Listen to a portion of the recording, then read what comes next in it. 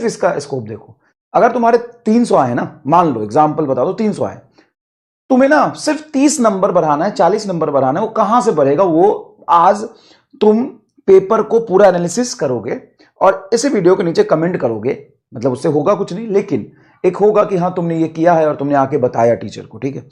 तो तुम्हारे अगर 300 नंबर है, ये काम जरूर करना, अगर तुम्हारे 300 नंबर है, या तुम्हारे 400 है, या 450 है, या 500 है, या 550 है, या 600 है, या 650 है, या 670 है, या 680 है, वो जो भी है, तो बस इतना काम करना।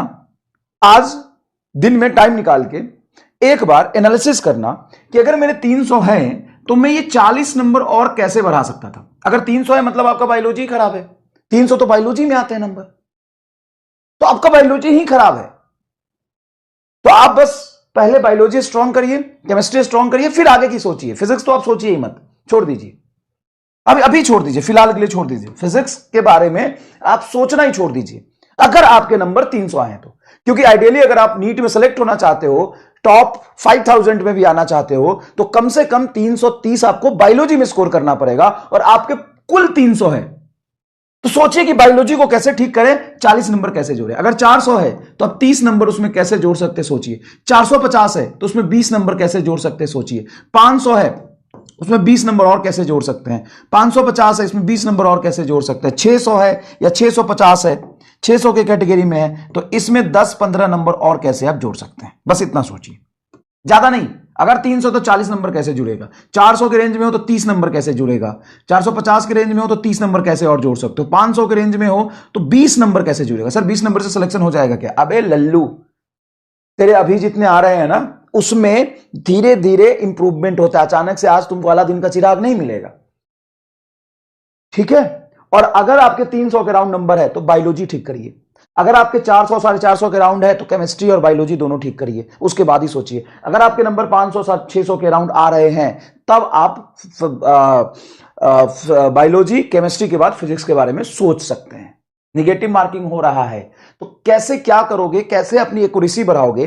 देखो, अगर निगेटिव मार्किंग और सिली मिस्टेक हो रहा है तो कैसे अपनी एक्यूरेसी बढ़ाओगे, कैसे अपनी एफिशिएंसी बढ़ाओगे, कैसे अपना फोकस बढ़ाओगे, ताकि नंबर तुम्हारे थोड़े बढ़े। ठीक है, ठीक है। जूलॉजी में फंस गए, जूलॉजी अलग ही लेवल का था तो स्किप करना था। वही तो अनएक्सपेक्टेड पेपर की आपको तैयारी करानी है। जरूरी थोड़ी नहीं कि फिजिक्स ही हमेशा मुश्किल हो, और जरूरी थोड़ी नहीं कि नहीं 2026 में फिजिक्स टफ आ जाए। ऐसा हो सकता है कि जूलॉजी और बॉटनी टफ आ जाए और फिजिक्स वही आ जाए जो 2024 में आया था, मे बी। और अभी भी जो 75% सिलेबस है, 75% सिलेबस है, वो आपका बायो और केमिस्ट्री है।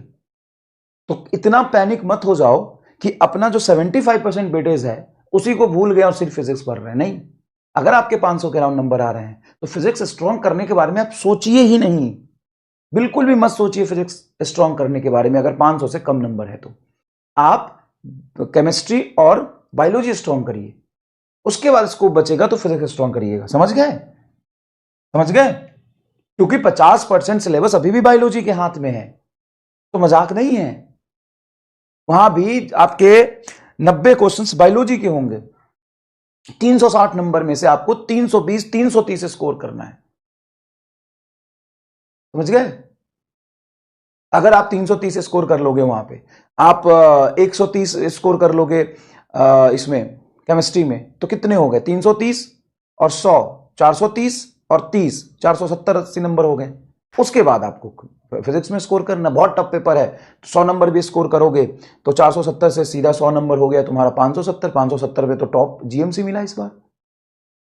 समझ रहे हो? एनालिसिस बहुत जरूरी है।